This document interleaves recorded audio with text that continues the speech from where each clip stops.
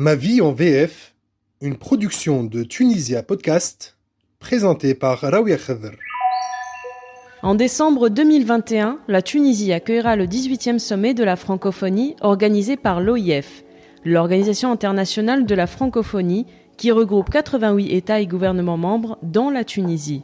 Encore plus intéressant, 4 pères fondateurs sont derrière la mise en place de cette francophonie institutionnelle. Léopold Sédar Senghor, Amani Diori, Prince Norodom Sihanouk et Habib Bourguiba. Ce podcast est l'occasion pour nous de faire un focus sur une langue qui réunit à ce jour plus de 300 millions de citoyens dans le monde et de nous poser les bonnes questions quant à l'évolution du rapport du tunisien à la langue française. Artistes, entrepreneurs, sportifs, journalistes, économistes et bien d'autres personnalités publiques ont accepté de nous livrer, à travers leur vécu et leurs témoignages, la vision qui porte sur la francophonie d'aujourd'hui. Bonjour et bienvenue sur Ma vie en VF.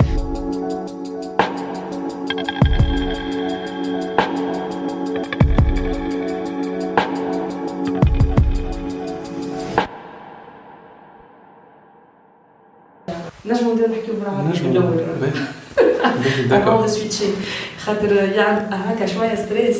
على الاخر انت تعرف لي ما تنجم تحكي كان اون فرونسي سي عرفت تصور لي فما كلام ماكش تلقاه باش تقعد pourtant تكتب pourtant فهمتي وي مي ما نعرفش ساعات معناها هو سي بسيكولوجيك يقول لك راهو اونيكمون فرونسي تتبلوك باغ كونت يقول لك احكي نجم نحكي اون فرونسي للاخر فهمت باهي تو كيفاش نعمل ما نقولش نفدلك عليك لا جو سوي سور tout va bien se passer احنا دونك تو باش نحكيو على une jolie expérience de vie et une expérience de langue نجمو نبداو Yalla go.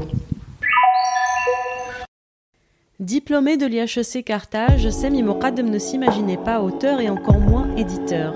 Aussi passionné que discret, le jeune homme avoue n'avoir commencé à écrire en français que bien plus tard et bien après l'avoir fait en arabe. Ses premières nouvelles en français, il les publie sur les réseaux sociaux. Lorsque le public suit, le jeune homme ose la publication de son premier recueil de nouvelles à l'âge de 29 ans. En 2015, Sami Moqaddem reçoit le prix Découverte des Comars d'Or pour son premier roman de la trilogie de Carthage. 5 ans plus tard, il reçoit le prix spécial du jury du Comar d'Or pour le roman Le secret des Barcides, un roman historique où se mêlent fiction et enquête policière. Sami fait partie de ce que l'on appelle la nouvelle génération d'auteurs qui a su conquérir et reconquérir le lecteur tunisien, celui-là même qu'on dit rare ou quasi inexistant. Pourtant, depuis quelques années, le lecteur tunisien s'exprime de plus en plus, critique, décortique et afflue lors des foires et autres événements du livre. La renaissance est bien là, palpable, en témoigne le nombre de booktubers et de groupes dédiés à la lecture sur les réseaux sociaux. Et la communauté des lecteurs est aussi francophone qu'arabophone. D'ailleurs, Sami Moqaddem écrit aisément dans les deux langues. Durant notre rencontre, nous décryptons ensemble le rapport du tunisien aux mots, à la lecture, au français et aux langues, et ceci à travers son aventure fabuleuse dans le monde de l'édition. Fils de l'école publique à 100%. J'étais à l'école Rue des Roses, la Marsa, qui était très proche de la maison. Ensuite, j'ai fait le collège Sarada, également à la Marsa. Et par la suite, le lycée Carthage Présidence. Et puis par la suite, je me suis pas trop éloigné non plus. J'ai fait IHEC Carthage. C'était à 2 pas de mon ancien lycée. Je dirais que je lisais exclusivement en langue arabe jusqu'à ma 3e année secondaire, c'est-à-dire maintenant 9e année, l'équivalent de la 9e année. Je lisais exclusivement en arabe et je faisais beaucoup de fautes de français, j'écrivais pas correctement. Et un jour, Tu aimais la langue ou pas d'abord ? Je bouquinais pas du tout en langue française. D'accord. Donc c'était une matière. C'était une matière. Ouais. Je parlais en français, mais côté écriture, une fois j'ai eu un choc, j'ai eu 7 sur 20 en français. C'était en 2e année. Et à partir de là, j'ai commencé à réfléchir et me dire pourquoi je bouquine uniquement en arabe, où j'avais d'excellentes notes en langue arabe et pas en français. En fait, parce que au lycée, on nous proposait des classiques. Et moi, j'avais horreur des classiques. Madame Bovary, Le Rouge et le Noir. Par exemple. Ouais. Par exemple. Donc, je pouvais même pas aller au bout de 5 pages d'un roman classique. Par contre, en arabe, je lisais des romans d'aventure qu'on appelait Al-Raz, et qui étaient très réussis à l'époque, qui avaient beaucoup de succès auprès des lycéens, des élèves. Rajulul Mustahil. Voilà. Ok. Mila Felmostarble, etc. Je trouvais pas l'équivalent français de ces romans d'aventure. Et c'est pour ça que je suis resté sans bouquiner jusqu'à la 3e année. Et puis d'un coup, j'ai découvert, je me souviens, mon premier livre, c'était un pavé, et c'était Jurassic Park. Et ben, en 3e année, j'ai ouvert Jurassic Park, et j'ai pas pu décrocher. Avec un bon niveau quand même en français. Oui, avec un bon niveau. Il fallait de la résistance pour finir. Absolument. Pour arriver jusqu'au bout du livre. Absolument. Et à partir de là, je suis tombé amoureux de la lecture en langue française parce que j'ai découvert qu'il n'y a pas que des classiques. Ouais. C'était une véritable révélation pour moi. Alors j'ouvre la petite parenthèse justement parce que, comme tu l'as dit, peut-être au lycée, des fois on nous donne à lire, à résumer des classiques qui peuvent être dans un français un peu plus difficile, un peu plus coriace. Jurassic Park, tu l'as trouvé où? Et après, où est-ce que tu allais chercher tes petits bouquins de genres différents? Alors Jurassic Park, j'avais 2 amis au lycée on avait une séance appelée bibliothèque de lecture obligatoire. Et bien sûr, le professeur nous donnait une liste prédéfinie des romans qu'il jugeait, selon lui, intéressants pour nous. Ouais. Alors que c'était pas du tout le cas. Et donc j'avais ces 2 amis qui lisaient en parallèle des livres que je connaissais pas, la littérature thriller, fantastique, etc. Tout un monde que je connaissais pas du tout.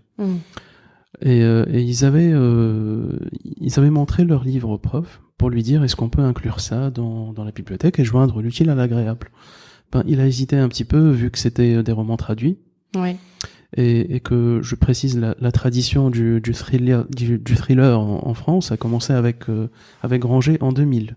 Mais on était c'est récent. Un peu tard, hein, ouais. Oui, c'est un peu tard. Et on était en 1996 ou 95, je me souviens pas. Donc c'était des romans traduits à la base. Il a hésité et puis il a dit bon ok, si vous pouvez lire un pavé pareil de 500 pages, moi je suis partant. Voilà. Donc il a montré il était sympathique sur ce point. Le plus important c'était que vous lisiez. Absolument. Donc j'ai vu le livre, je l'ai acheté et j'ai commencé à lire. Et j'ai découvert un monde sublime. Ça, c'est pour Jurassic Park. Oui. Et ensuite, c'était quoi? C'était des librairies, des bibliothèques? Où est-ce que tu allais dénicher? Non, des librairies. J'ai acheté mes livres. C'était beaucoup plus cher que les livres en langue arabe. Ouais. Mais j'ai acheté plein de Stephen King que je lis jusqu'à aujourd'hui. Et Stephen King, c'était le vrai coup de foudre avec la langue française, même si c'était traduit. Oui. Mais la traduction était excellente. Souvent, il y a ce coup de foudre avec des livres traduits, peut-être parce que la littérature anglo-saxonne ou américaine ou autre, donc en étant traduite, est beaucoup plus accessible, dans un français beaucoup plus simple et beaucoup plus accessible. Absolument. C'est ce qui fait peut-être que... Oui, et c'était le thème, parce qu'on appelle ça la littérature de genre. Donc c'est des romans divertissants. Plus qu'autre chose. Oui. Et donc on voyageait. Oui. Et tu voyageais à travers ces livres. Et est-ce que ces livres-là qu'est-ce qu'ils t'ont apporté en termes d'apprentissage de la langue, de l'écriture, tes premiers gribouillis, c'était comment? Eh ben c'était inconscient, parce que mes notes se sont améliorées en langue française sans que je fasse réellement attention aux leçons de grammaire, de conjugaison, d'orthographe. C'est venu naturellement avec mes lectures. D'ailleurs, c'est le cas en langue arabe aussi. C'est-à-dire, ça vient naturellement. Les accords, les verbes, la conjugaison, tout ça vient naturellement en lisant. Ouais, c'est ce qu'on dit. Après, on écoute une phrase qui est mal construite, ça nous écorche les oreilles. Absolument. On n'a pas l'habitude. On a l'habitude de la justesse. Quoi, voilà. Dans la lecture. Les lectures. Alors, durant toute cette période, j'imagine, l'adolescence, c'était plutôt action, thriller, suspense. Oui. Est-ce que pendant ce temps-là, tu essayais d'écrire aussi? Non, je n'ai pas essayé d'écrire en langue française, mais par contre, j'écrivais beaucoup en langue arabe. Et ça ressemblait beaucoup à ces séries que je lisais. Et c'était des petites histoires? Oui, c'était... Qu'est-ce que tu voulais en faire? Dans ma tête, je voulais les publier. Mais bon, aujourd'hui, quand je relis ce que j'avais écrit à 15 et 16 ans, je dis c'est mignon, c'est tout, sans plus. C'est-à-dire que c'est pas forcément publiable. Ouais. Mais on voit un certain effort. Oui, mais est-ce que, voilà, la question que je me pose, est-ce que c'est peut-être pas publiable aujourd'hui, mais c'était ce qui a fait Oui. que ce que tu écrives aujourd'hui est publiable, non? Absolument. C'est-à-dire qu'il fallait Absolument. passer par... Mais tout à fait, tout à fait. On rate toujours sa première crêpe, mais après les suivantes sont extrêmement délicieuses. Enfin, je l'espère. Je l'affirme, donc pour avoir lu quelques livres de Sami Moukadem, et on va parler aussi des collègues de Sami Moukadem Oui. dans cette aventure qu'est l'édition et qu'est l'écriture. Donc plus tard, Sami, donc ce rapport-là reste des quelques gribouillis en arabe, des lectures en français, Oui. une passion pour tout ce qui est suspense, thriller et tout ça. Oui. Et ensuite, donc vient le temps où on va à la faculté. Et là, dans le choix que tu fais, y a pas de place pour tout ce qui est littéraire, non? Non, il y a pas de place. J'ai fait un choix plutôt pragmatique. C'est-à-dire, j'ai suivi des études de commerce parce que, je sais pas, j'avais l'impression que la littérature ne va pas me conduire vers quelque chose de viable, disons. Donc c'était le choix de la tête, pas du cœur. Donc aujourd'hui, tu es Expert comptable. expert comptable. Oui. Le slash, il arrive quand? Expert comptable slash l'écrivain avant ou l'éditeur avant? L'écrivain avant. Pas écrivain, je dirais simplement auteur. Auteur. Je dis toujours que je suis auteur et je rêve de devenir écrivain. C'est quoi la différence? La différence, c'est que écrivain, c'est, disons, c'est un métier à part entière. C'est un métier et c'est une maîtrise impeccable de la langue, des mots, des tournures de phrases, etc. Mhm. Aujourd'hui, je suis auteur, c'est-à-dire que je peux proposer des intrigues relativement intéressantes, mais la langue reste simple et accessible. C'est pas des mots recherchés, c'est pas forcément une très belle plume, mais c'est une langue très simple. Ça, c'est ton Oui, auto-évaluation. oui, tout à fait. D'accord. Tout On à laissera aux auditeurs le soin de coller l'étiquette de l'auteur ou de l'écrivain. D'accord. Après avoir lu, ou si certains l'ont lu, donc ont lu les œuvres de Sami Moukadem. Donc l'auteur, Mhm. je vais rester sur ton appellation, l'auteur D'accord. est venu d'abord. Comment est-ce qu'on se décide à écrire dans une langue qui n'est pas la sienne? Enfin, pas la langue maternelle, je veux dire. Eh bien, je dirais que ça vient aussi naturellement que l'arabe, parce que l'arabe, on l'apprend à l'école. À la base, on parle derja, Mhm. on parle pas l'arabe Ouais. littéraire. Donc, on apprend l'arabe à l'école et on apprend le français à l'école. Et à travers les lectures, on se sent à l'aise pour s'exprimer dans l'une ou l'autre langue. Mhm. Donc, c'est venu naturellement, je dirais. Est-ce qu'il y a eu cette période avant de te lancer, Mhm. concrètement dans l'écriture, cette période où tu avais les petits doutes? Est-ce que je maîtrise assez? Est-ce que j'ai l'étoffe? Mais Est-ce bien que sûr, bien sûr, je suis jusqu'à aujourd'hui, je suis plein de doutes. Hein. Je suis plein de doutes et heureusement que ceux qui m'entourent me disent non, ça va. Pour le moment, ça va. Mais cela ne veut pas dire que j'ai pas eu quelques rejets de manuscrits. Hein. J'en ai eu plein. J'ai un casier avec les manuscrits inachevés. Et on me dit non, ça passe pas. Donc oui, jusqu'à aujourd'hui, je suis plein de doutes. Alors, tu écrivais jusque-là en arabe, tu as commencé à écrire en français, mais dans ta tête, quel était le manuscrit que tu sentais, le premier que tu sentais publiable? Le français ou l'arabe? Le français. Et c'était... Le français. Et c'était La Cité écarlate, mon premier recueil de nouvelles. J'ai partagé une partie de ces nouvelles sur les réseaux sociaux, juste pour recevoir les critiques et pour voir si les lecteurs apprécient. Et comme le feedback était relativement positif, cela m'a encouragé à publier. C'est un recueil de nouvelles. C'est un recueil de nouvelles. Et là, il a été publié par quelle maison d'édition? Par ma propre maison d'édition, Pop Voilà. Libris. En fait, on l'a lancé en 2013.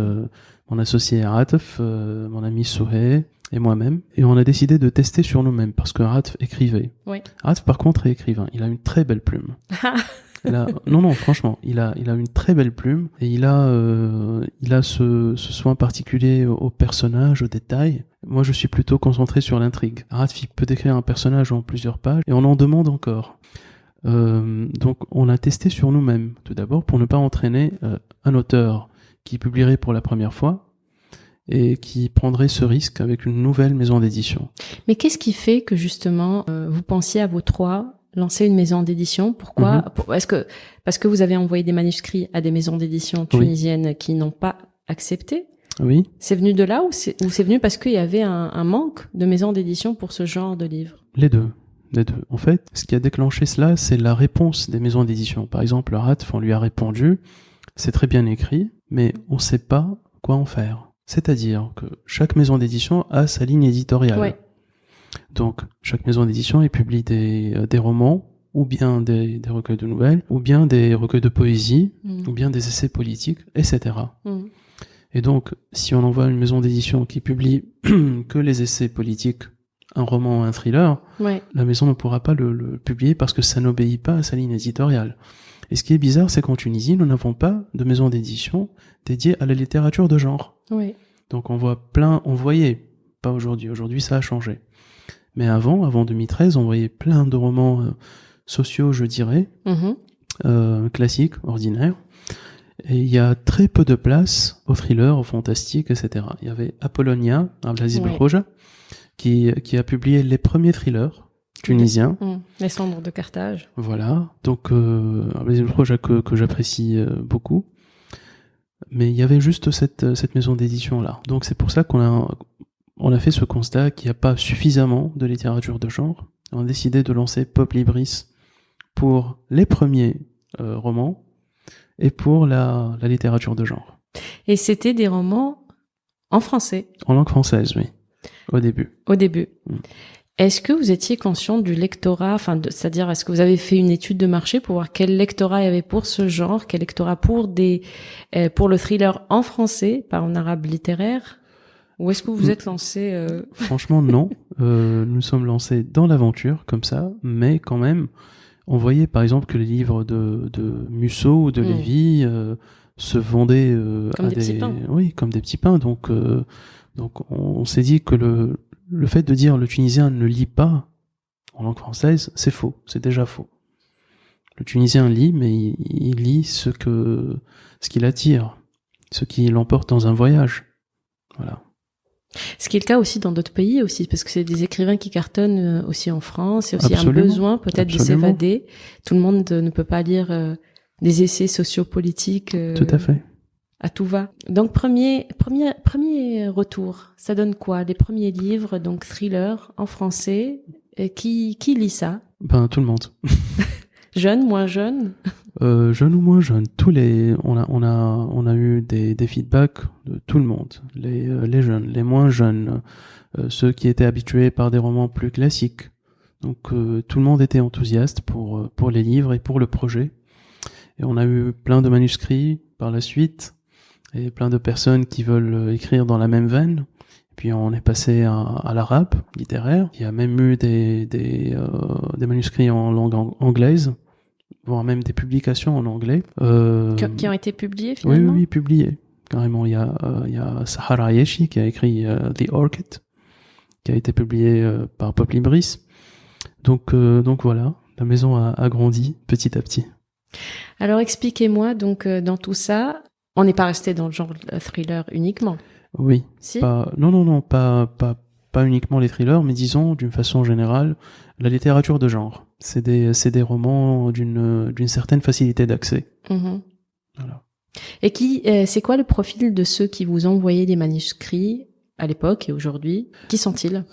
Alors il y a les étudiants qui écrivent très bien. Il y a ceux dont le manuscrit est leur première production littéraire. Il y a un peu de tout, franchement. Il y a un peu de tout. Comment vous jugez? Il n'y a pas une catégorie.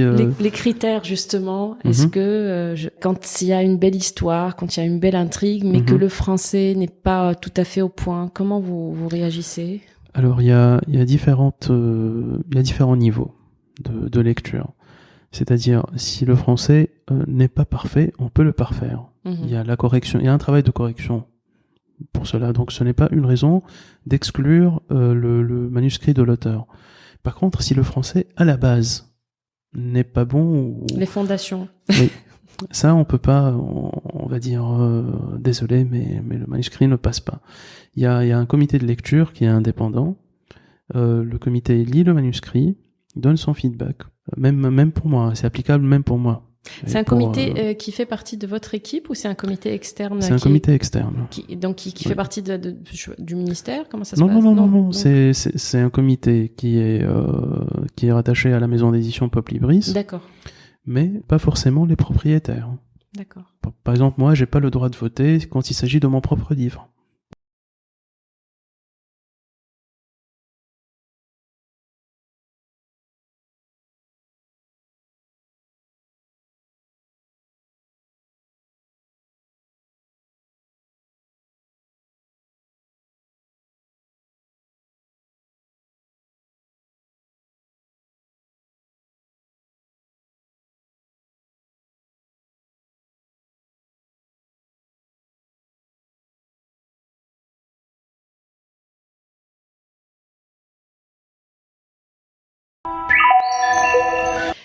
Si on devait comparativement donner un constat sur qui lit le tunisien, est-ce qu'il lit plus en français ou en arabe? Quel est le lectorat en anglais? Est-ce que c'est un lectorat qui tend à s'amplifier? Si on a un regard comme ça de professionnel de l'intérieur, qu'est-ce que ça donne? Alors, je vais pas parler de ma maison d'édition, je vais parler des livres en général. Oui. Alors, on constate qu'il y a une nouvelle génération qui consomme beaucoup de livres en langue anglaise. Donc, ils lisent exclusivement en anglais et ils ont déjà un niveau d'anglais qui dépasse de loin celui de notre génération. Ça, je l'ai remarqué. Nous, on était nuls en anglais. Mais bon, il y a les séries qui aident, il y a plein de choses. Il y a même... je pense que Harry Potter a fait la différence entre les deux générations. Parce qu'aujourd'hui, on le lit en langue anglaise directement. Il y a bien sûr d'autres succès. Aussi. Oui, Netflix donc également. La télé, les livres. Oui. Donc on a cette nouvelle génération qui est plutôt anglophone. Il y a une très bonne partie qui lit en langue arabe. Par exemple, moi, quand j'ai publié en langue arabe pour la première fois, j'ai découvert un autre public. C'était pas le même. Donc des gens qui lisent exclusivement en langue arabe. Et ils sont avides aussi de ce genre de... Oh, oui, tout à fait. Oui. En termes de lecteurs, est-ce que on perd des lecteurs, c'est-à-dire de génération en génération? Là, tu viens de parler de nouvelle génération qui lit plus en anglais. Est-ce que on perd de lecteurs en français et on gagne en lecteurs en anglais? Je sais pas si je suis assez. Oui, je comprends. Je pense que c'est le contraire. On gagne des lecteurs. On ne perd pas de lecteurs à cause d'une langue, mais plutôt on en gagne. C'est-à-dire que pour mon cas spécifique, par exemple, j'ai découvert de nouveaux lecteurs qui se sont ajoutés à ceux qui me lisaient déjà en langue française. Et ces mêmes lecteurs ont voulu découvrir mes œuvres en langue française. Donc tes mêmes lecteurs qui lisaient en français se sont mis à lire les œuvres en arabe. Pas tous. Enfin, pas tous. Moi, surtout le dernier, là, qui a eu pas mal de succès. Maqbarat al-Farachet. C'est ça. Il y a même des discussions dans des groupes. Il y a un groupe féminin, alors je fais un peu la pub, mais c'est le groupe Ève et les mots. Ah oui. Et je lis beaucoup de critiques littéraires, très belles critiques sur les livres, beaucoup sur les écrivains tunisiens. Et les œuvres tunisiennes, donc ce qui est très encourageant. Ça, c'est la petite parenthèse pour dire que voilà, alors ce qui nous mène à la question, est-ce que le Tunisien, alors on dit toujours que le Tunisien ne lit pas, ou ne lit plus, ou lit de moins en moins. Par contre, depuis 2 ans, je crois qu'on voit plus de livres édités. Absolument. Qu'on voit plus de groupes dédiés à la lecture, plus de comptes Instagram, de booktubers, comment on appelle ça? Booktubeuses, et plus de librairies, c'est important. Plus de librairies, bon, il y en a qui ont fermé. Il y a plus de librairies qui ouvrent que celles qui ferment. Alors, quel est ton regard, toi, en termes de chiffres? Là, on peut avoir une idée claire là-dessus. Le Tunisien, il lit plus ou moins? Le Tunisien, il lit plus. Et il a d'ailleurs lu plus pendant la période de confinement. C'est-à-dire que les commandes en ligne ont explosé pour les livres.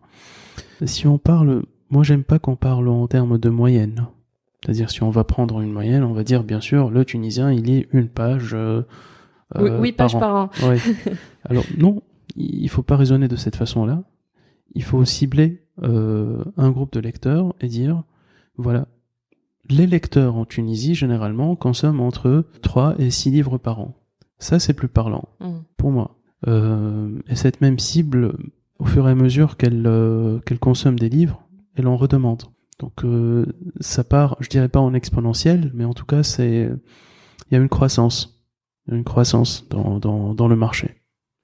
Et par rapport aux jeunes? Et par rapport aux jeunes... on dit que les jeunes ne lisent pas, qu'ils sont plutôt sur leur smartphone. On essaie, on a un projet tout récent. Ouais. Pour exclusivité, là? Exclusivité, non, parce qu'on a déjà partagé cela et les livres sont déjà en librairie. Donc nous avons le projet des livres de poche tunisiens en langue arabe qui rappellent un peu les Al-Raz égyptiens avec une touche de modernité niveau couverture, niveau communication et niveau contenu aussi. Donc c'est une sorte de pont entre les livres pour enfants et les romans pour adultes. C'est pour les ados, disons des livres de jeunesse, ce qu'on appelle en anglais les young adults. Ouais. Est-ce que justement les livres, finalement, les livres construisent notre rapport à une langue, selon toi, Samy? Oui, je dirais oui. Au fur et à mesure que l'on lit, que l'on découvre de nouvelles plumes, on peut tomber amoureux d'une langue grâce à un auteur. Moi, par exemple, quand je lis du Mathias Malzieu, je dis, mon Dieu, qu'elle est belle, la langue française. Parce que lui, il a cette capacité d'inventer carrément des mots. C'est-à-dire qu'il prend deux mots qui sont pas nécessairement connectés et il en fait une très belle phrase. J'adore ce qu'il fait. Donc oui, absolument. Ça t'arrive de noter, et comme ça, les belles phrases, les tournures, Non, pas vraiment, mais... Tu vis le moment. Oui, absolument. Alors si on devait... On va faire, parce que d'habitude je pose la question du livre qu'on conseille aux jeunes pour une lecture, pour s'initier à la langue française. Là pour le coup, puisqu'on est avec l'auteur et le cofondateur d'une maison d'édition, on va en choisir un de la maison Pop Libris, un en arabe, un en français qu'on va conseiller à des jeunes qui sont pas habitués à la lecture. Donc pour les initier, qu'est-ce qu'on leur conseille, de quoi ça parle? Je dirais le recueil de mon ami et associé Arad Fatea, qui a reçu le prix de la foire du livre tunisien en 2018 et qui s'intitule Obscurs Horizons. C'est vraiment un aperçu sur la littérature de genre parce que ça regroupe des nouvelles fantastiques, du thriller, de la science-fiction, c'est-à-dire tout ce qui pourrait attirer les jeunes. Donc ils peuvent découvrir ce recueil de nouvelles et je l'espère tomber amoureux du genre. Voilà, donc si vous êtes à l'écoute et que vous avez envie de commencer un livre, si vous êtes un parent aussi, que vous avez envie d'offrir un livre à votre enfant pour qu'il se remette ou qu'il se mette à lire, et un livre en arabe. En arabe, notre nouvelle collection, les livres de poche, oui. Elle est disponible dans toutes, enfin pas toutes, mais dans les grandes librairies pour le moment, et très bientôt dans tous les kiosques. Merci beaucoup, Samy Mqadem. Ta lecture du moment, c'est quoi? Ma lecture du moment, je suis en train de lire en langue arabe. Ouais. C'est Rahlat ad-Dam de Brahim Issa, et qui est une lecture vraiment prenante. Vraiment. Merci beaucoup, Samy. Voilà, vous avez, je crois, votre lot de petites lectures pour grands, pour plus jeunes. Je l'espère. Merci, à très vite. Merci beaucoup pour l'invitation.